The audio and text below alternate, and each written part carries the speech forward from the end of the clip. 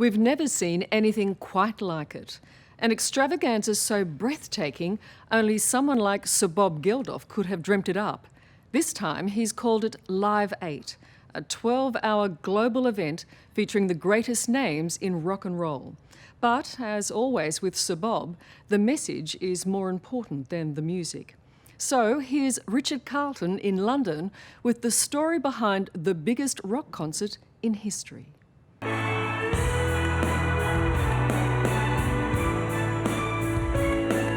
Just another rock concert? Up here it's being billed as the greatest show on earth.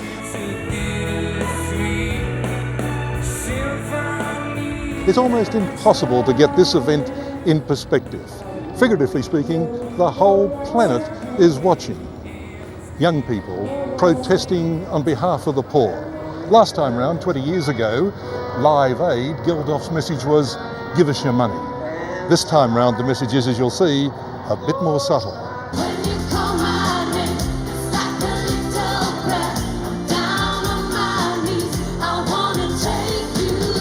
For the starstruck, it's a lineup to die for.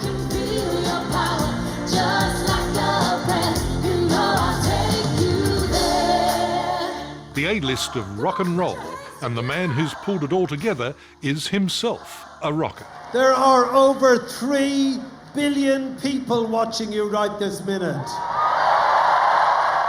Bob Geldof is out to shame the most powerful leaders on the planet to, as he puts it, tilt the world a bit in favour of the poor.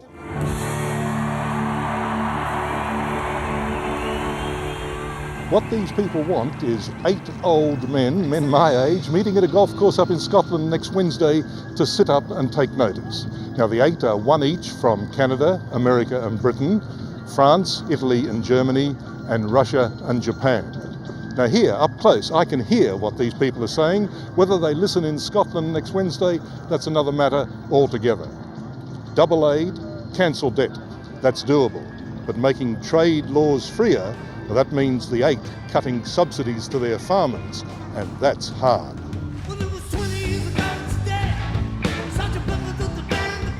To the likes of me, it was more yesterday.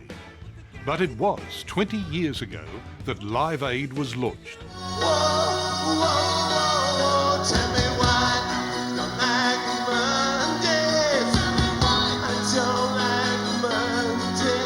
London's Wembley Stadium, the biggest benefit concert ever. And it happened because Geldof, the scruffy lead singer of the Boomtown Rats, sat down one night to watch the BBC's 6 o'clock news. Thousands of wasted people are coming here for help. Many find only death. It was October 1984, and it was this report from Ethiopia that sparked Geldof's interest. 15,000 children here now, suffering, confused, lost. Without question is one of the great historic journalistic television reports ever made. Bob Geldof was so moved by that remarkable story, he's been a musician on a mission ever since. They were born after Live Band Aid. I found him this week at an exhibition of photos recording the history of Live8, and found too his still profound passion for the poor in Africa. 4 or 5 billion people at least emotionally agreeing that this is really a human problem. It's a mortal blow to the human corpus that 650 million of the extreme poor live in one continent. 50% of them are under 16. They have no future at all. They probably die from illness and they've no economic future. Does that cause you to despair? Because it is disgraceful. You know the answer, but getting that answer... It doesn't cause me despair because you chip away, we've stripped away the moral logic, we've stripped away the intellectual logic, we've stripped away the economic logic. All that's left is the political logic. And that's the thing you've got to hammer through.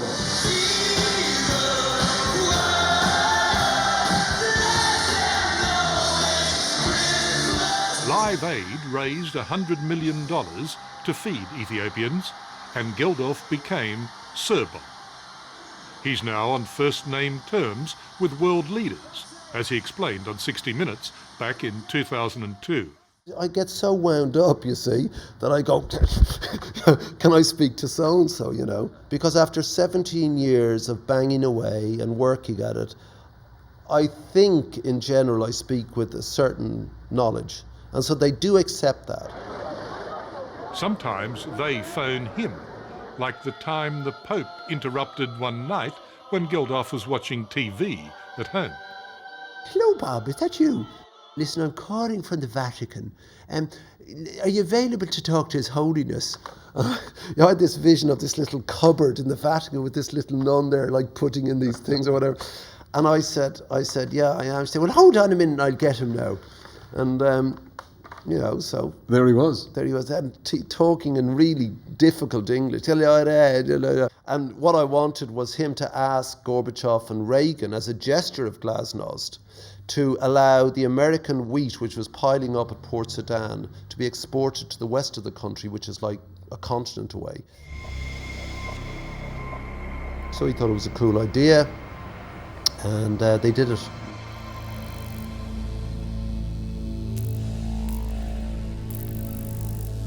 But none of this would have happened without that original BBC News story. Those stark images and the stirring words of reporter Michael Burke. Dawn, and as the sun breaks through the piercing chill of night on the plain outside Coram, it lights up a biblical famine, now in the 20th century. It's not that often that you get to write poetry like that to lead the 6 o'clock news. The whole thing, as you might imagine, had a sort of terrific emotional impact on me. You'd have to be inhuman for it not to have that sort of impact on you.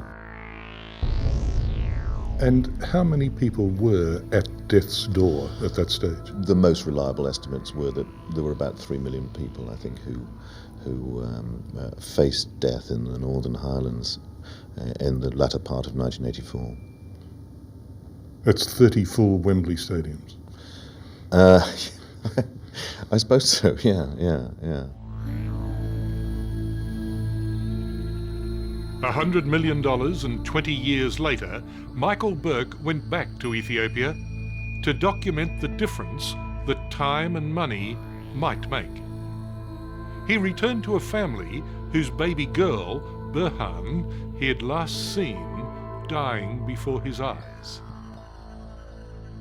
The Irish nun with a kind of a wonderful Irish accent, she looked at her very sadly and said, no, there's nothing that can be done for this child. I mean, she looked completely gone and zonked, you know, she looked as if she was dead. Just as he was about to bury Burhan, you know, he touched her on her chest and felt the kind of fluttering. He thought she was dead, and she wasn't, you know, and he got her back to the nuns, and somehow or other this girl survived.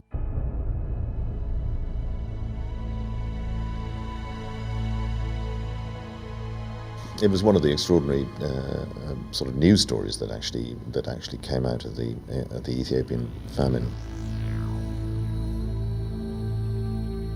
And she's, you know, an absolutely extraordinarily beautiful and worthwhile young woman now in her early 20s. Somehow it kind of sums up, if you like, the kind of humanity that's at the centre of an issue of this kind and the possibilities.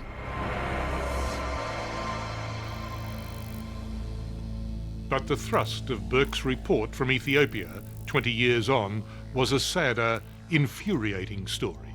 It's a story of betrayal. Twice as many Ethiopians are hungry now as there were then. 20 years on, I wonder if all we've done is create a nation of half-starved beggars. The bastard who ran it, Mengistu, who is one of the truly evil men of the late 20th century, was finally overthrown in the early 90s. There is a government there that is better. I mean, this isn't saying very much, it has to be said, but is better. It is a disgrace, and it happens daily. Not 21 years ago, and we still haven't done it. We still haven't. But surely you must get uptight inside when you realise that the man who bears a fair bit of the responsibility for that, Mengistu, is still living in Harare under the Zimbabwe's protection. Well, he's probably actually advising Mugabe the way Mugabe's behaving. No, I mean, all you want is these guys to go. You know, I mean, if they die, or they, you know, preferably die in horrendous circumstances because they were thugs.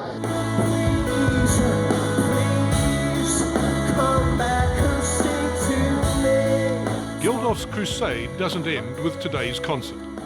He's urging everyone here to pack up and head north to the Scottish golf course and protest directly at the G8 leaders' meeting. Geldof's superstar friends are pushing the same message. We're not looking for charity, we're looking for justice. Top of their demands is trade. Rich nations to stop protecting their farmers and to give the poor farmers of Africa a fair go. Get rid of the trade barriers so they can trade out of poverty, because Africa has got such little trade with the world, 2%, down from 6% 20 years ago to a pathetic 2%, that our 98% is unaffected by us removing trade barriers to them. So it will not affect any livelihoods. The idea that this will solve Africa's problems, that money will solve Africa's problems, is absolute nonsense. Africa's had $1 trillion in aid since the 60s, about $5,000 for every African living in Africa today. If money was the problem, it wouldn't exist. The problem is much more complex. It's to do with governance, it's to do with unfair trade, it's to do with all sorts of things, but we don't seem to want to know.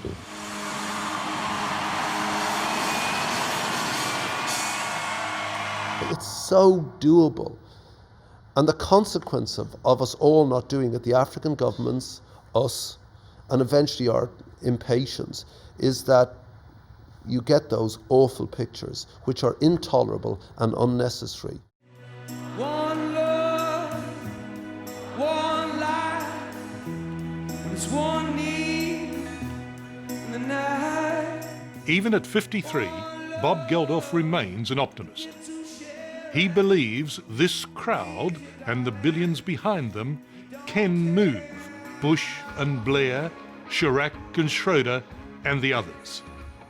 True or false, when Geldof finally puts his head on the pillow tonight, he can honestly say he has tried as hard as he could.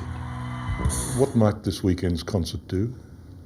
What it might do is put it on the agenda, really. Putting it on people's agenda, putting it on politicians' agenda, getting people to think about it, you hope.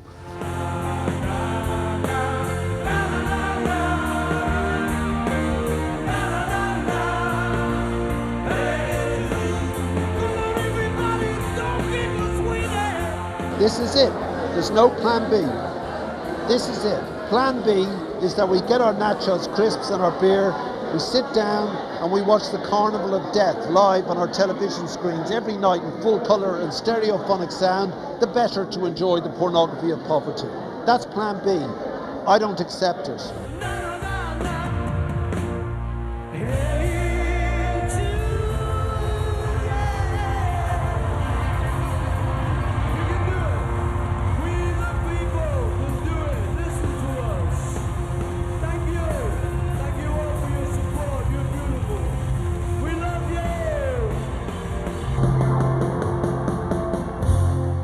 And just a reminder, the Nine Network will broadcast the best and brightest from the Live 8 concert straight after 60 Minutes.